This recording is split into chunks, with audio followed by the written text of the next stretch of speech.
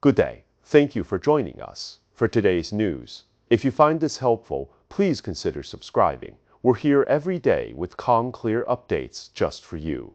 The King family in Christchurch is facing a heartbreaking dual battle as both parents fight rare blood cancer. Maureen is undergoing experimental treatment in China. While Jet's prognosis is dire, their story highlights the emotional and financial toll of rare diseases and the challenges of excess life-saving drugs. In a recent court ruling, footage from Erin Patterson's police interview has been made public, shedding light on the events. Following the poison of her in-laws, Patterson, who was found guilty of murder, sat with detectives just hours after being informed that two of her in-laws had died. She explained that she won guilt. The interview, which was edited for the trial, revealed Patterson's claims of innocence and her attempts to assist the investigation. Now, the public can view the footage. As the court ruled that justice should be seen to be done, Patterson is set to return to court for sentencing, marking the next chapter in a case that has grew.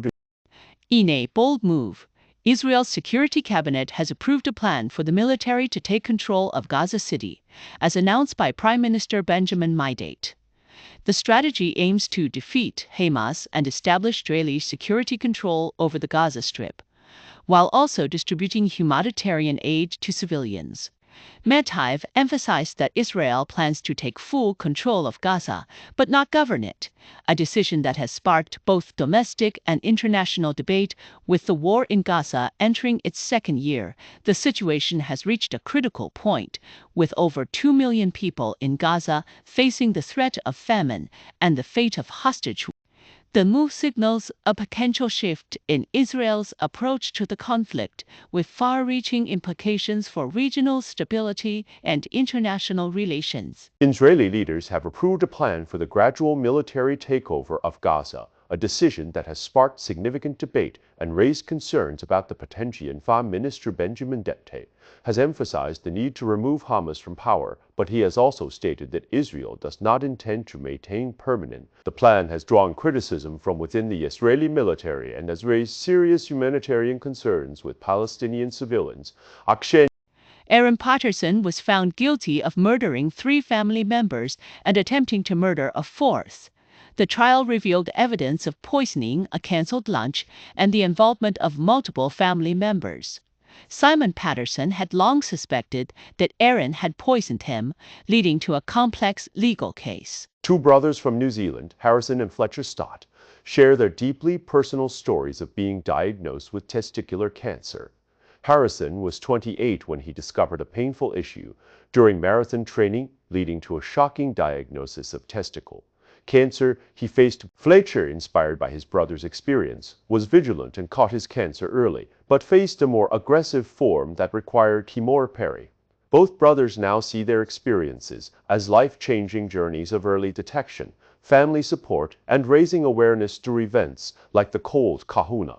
President Donald Trump's deadline for Russia to end its war in Ukraine is fast approaching, and the White House is preparing for a possible summit with Vladimir Putin. While Trump has threatened new sanctions on Russia and its allies, he's also exploring diplomatic talks with the Russian leader, which could happen as soon as next week. The potential meeting has sparked both hope and concern, with some fearing it could prolong the war, while others see it as a chance for direct dialogue. Meanwhile, Trump's administration is also in dialogue, which remains Russia's largest energy customer. With tensions high and stakes even higher, the coming days will be critical in determining.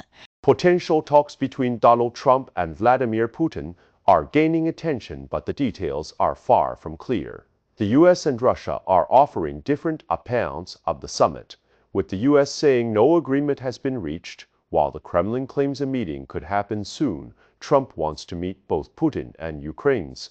Who proposed the meeting is also a point of contention, with both sides pointing fingers. Meanwhile, Trump's frustration with Russia's actions continues, and Zelensky remains optimistic on Paris Pobek, with deadline stakes are high and the outcome of any summit remains uncertain. A potential summit between U.S. President Donald Trump and Russian President Vladimir Putin is set to take place in the coming days. The Kremlin has confirmed this would mark the first meeting between a sitting U.S. and Russian president since 2021 and comes as Trump seeks to broker an end to Russia's military actions. While the venue remains undisclosed, the Kremlin has indicated that next week is the target date for the talks. The announcement follows a recent meeting between U.S. envoy Steve Witkoff and Putin, where a trilateral meeting with Ukrainian President Volodymyr Zelensky was proposed, but Russia left the suggestion without comment. As the world watches, the potential summit raises questions about the future of U.S.-Russia relations and the prospects for ending the war in Ukraine. Israel's decision to escalate the war in Gaza by taking control of Gaza City has sparked significant backlash both at home and abroad. European allies, including Germany, have condemned the move, with some halting military enforts to Israel in Deja's prime minister region. Meanwhile, international figures like European Commission President Ursula von der Leyen have urged Israel to reconsider its approach. The plan to capture Gaza City, seen as the symbolic heart of the Palestinian territory, could mark a turning point in the conflict, but raises serious concerns about the humanitarian. From ancient Chinese mythology to the global box office, the story of Naza has taken the world by storm, with the second installment of the animated film Naza 2 grossing over 15.9 billion yuan. It's now the highest-grossing animated movie of all time. This film, which is set to return to New Zealand with an English-language version, has captivated ire.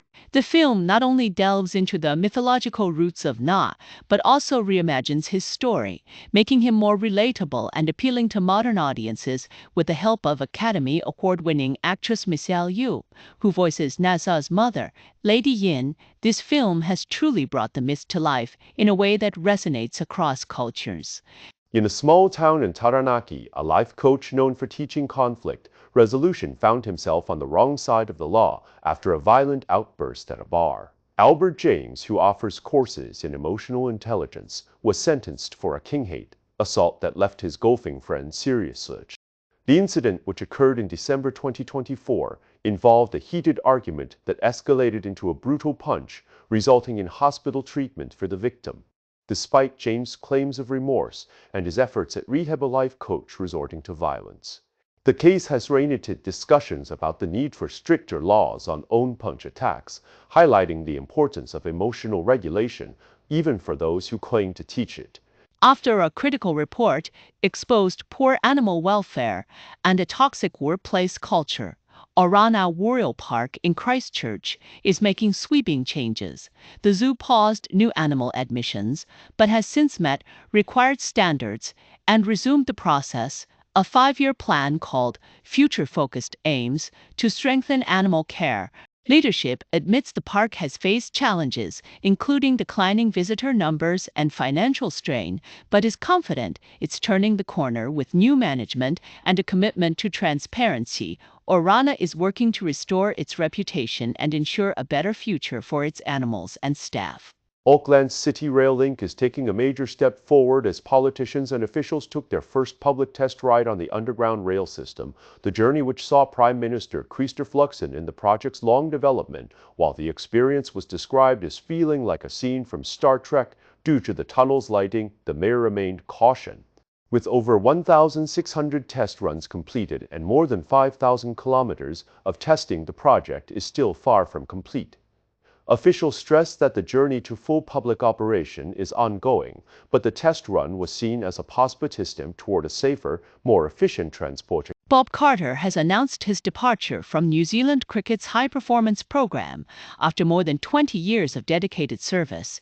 Known for his work with the Black Caps and White Ferns, Carter has left a significant mark on the sport in New Zealand.